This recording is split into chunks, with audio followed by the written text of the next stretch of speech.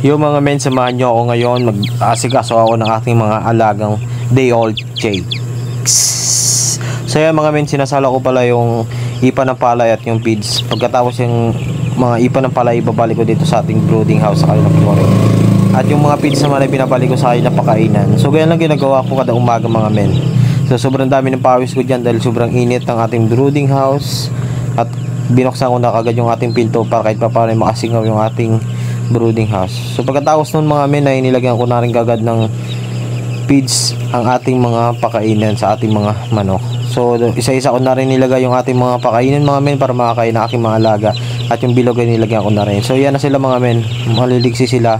At pagkatapos nun ay hinugasan ko na rin kagad itong ating mga painuman sa ating mga alaga mga men.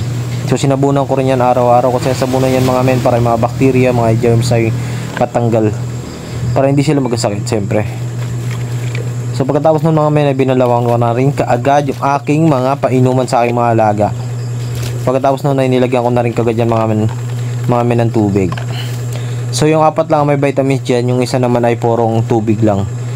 Para pag ayaw nila ng vitamins ay nagtubig sila. Yun ang nila binibigay kong vitamins mga men, yung Ruby Strip Big. Sa TikTok shop ko lang din yan binili mga men. Kung gusto niyo mag-check out na sa Yellow Basket ko lang mga men.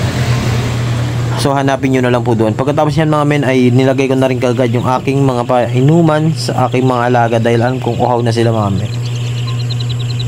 So ayan, inuna ko muna itong dalawang Ruby Strip at isang tubig at binalikan ko ulit yung dalawa mga men.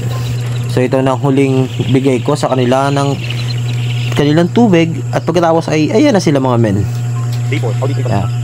Umiinom at kumakain na agad sila. Sana mabilis kayo maglaki at hindi kayo magkasakit. Salamat sa panonood.